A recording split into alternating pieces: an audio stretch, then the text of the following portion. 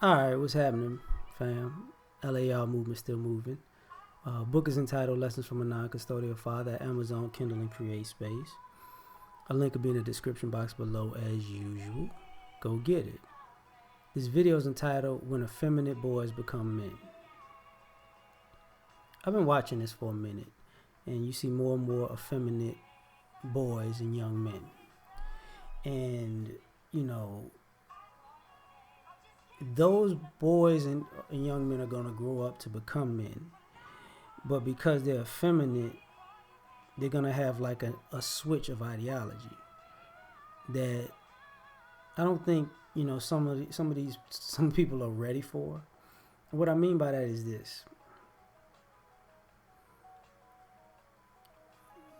this idea that being a man is toxic, is wrong, is dysfunctional, is inherently evil, right? You have these young boys buying into this, and you effeminize them. You know, you get them overly concerned about their hair and their clothes, and want to compete on a beauty scale and not a skill set scale. And they are attention seeking and narcissistic, and not understanding that, and looking at men who are the opposite of that as an enemy. Well, something happens, because these effeminate boys start realizing that them and the boys don't really, they can't see eye to eye. They're not on the same team, and these guys leave these guys alone because it's like, I don't want to be around. I want to be around boys who act like boys. I want to be around young men who act like men. I don't want to be around boys and young men who act like girls. So in some ways, these guys resent these guys because they don't like me. They mess with me. They're bullying me. And for the most part, what most boys do is flat out ignore them. If you're an effeminate boy, people are gonna ignore you unless you interject yourself in a situation, or inject yourself in a situation that nobody asked you to inject yourself in, and then you're gonna get checked, and all of a sudden you become the victim, right? But there's this process. These effeminate boys, while they think being effeminate is cool, and while they're being rewarded for being effeminate at certain ages, they wind up getting the same vitriol and disrespect as the men that they've been taught to disrespect and hate themselves. And it's like, well, but I'm different. I've been riding for you against these men, but you're gonna treat me just like these men. And ultimately, it's like, well, you're a man. What did you think? And see, this is where I say there's a switch, because what happens is this: these guys put their manhood on pause, their masculinity on pause, and they realize men didn't tell them to do that. They realize, not just men didn't tell them to do that, but it goes against their nature. They had to suppress their own nature to take this effeminate ideology and stance and have these effeminate actions. And these guys wind up becoming very, very, very angry, because when these boys are effeminate, one of the phrases is "hell has no fury like a woman scorned." Well, they were taught that it was fair game for them to act like a woman scorned. So you go from effeminate to what people call hyper masculine, because now they're angry at the world and they feel like everybody can get it and everybody deserves to, which creates a problem, because now when they start becoming men, they realize economically they're behind. because they weren't doing man things, they were doing girl things. It's not the same currency. Skill wise, they're behind because being fashionable and cute doesn't put food on the table. You know, being always being overly emotional or belligerent or acting and try to act like a female does not make women love you. Cause see, some of these guys are effeminate. They're not gay. They're just effeminate, and and thinking that being effeminate, they are in tune with their feminine side. And women would love them for their softness, and it's the complete opposite. They're too soft to love. They're too soft to like. These women won't choose these guys. They'll let these guys be a face for demonizing men, but they wouldn't date these guys. They wouldn't fall in love with these guys. They wouldn't marry these guys. They wouldn't procreate with these guys. And the hypocrisy of telling them to demonize a certain kind of guy, and the very same guy that he's demonized is the very same guy that the women he's on their side they fall in love with.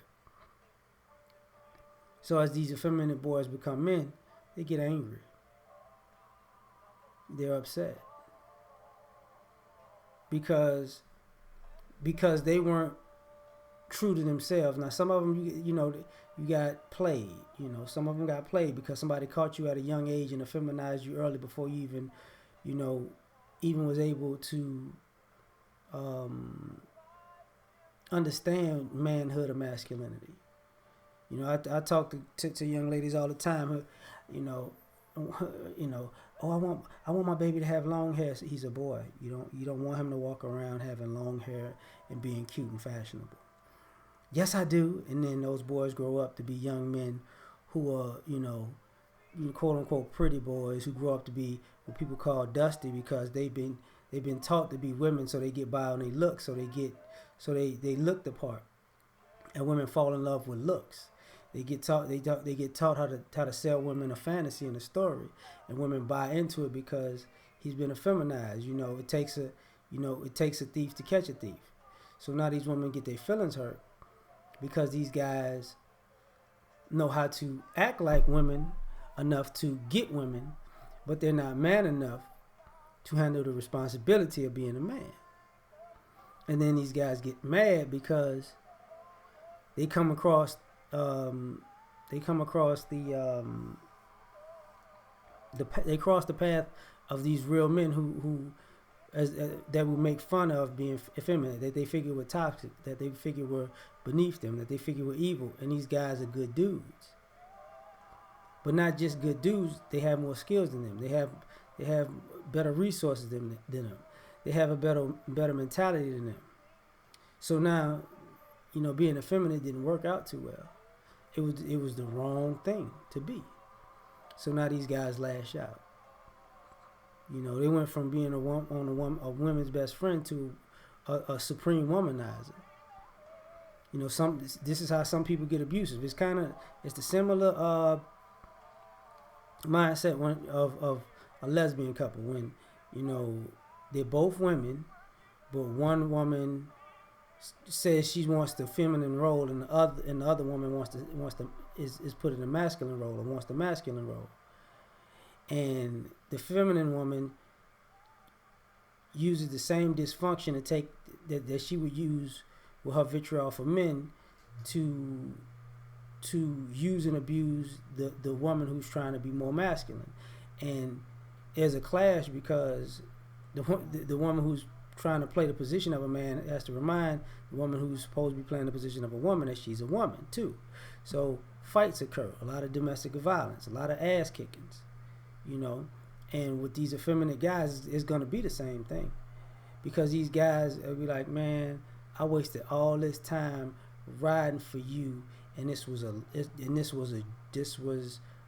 coup. This was a setup, and that becomes a problem because now that it's a problem, what do there are no rules with these guys, because these effeminate boys become men, and they've watched the dirt that women do, and it changes their minds because when they hit a certain space, when they saw people doing dirt against men, it was okay because men are evil. But then as they become men, it's like it wasn't that the men was evil. You, you was just putting marks on unnecessary guys because you just wanted to take your whatever out on men. So now these guys become men, and they went from hyper vigilant to destroy men to hyper defensive, knowing that these women would destroy them. So that pendulum swing is it went from this far to this far. And when and these guys have no place to go because the men don't want to rock with them because of their history. And these effeminate boys know it because they can't outlive their history. And guys and you don't even have to know these guys' history to see it on them. They're men, but they're feminists. They're men, but they don't want men to succeed. They want men to work to make women successful, even at their own detriment, for somebody else's benefit. It's like, can't rock with you, And then when at some point, like I said, these guys are effeminate, but they're not gay. They get they might get in a relationship and a couple with a woman, and they don't want to be dominated. Because these men aren't assertive or aggressive, or in some terms what you would call alpha. So what happens is these women test them. They test their manhood, and those are the worst kind of men to test their manhood because they don't have no problem smacking up a woman because they don't, they look at women completely different than guys who are actually been groomed in manhood and masculinity, because it's like, you know what, I don't want to go there because I don't want this situation to go left. These guys who are effeminate don't have a problem. They don't have a problem beating women. And and that's why I'm saying, because for future reference, I can see these effeminate boys having this shift where they're going to give equality when it comes to that violence. They're going to give equality when it comes to callousness. They're going to give equality when it comes to vitriol. They're going to give equality when it comes to spite, because this is how they were raised. And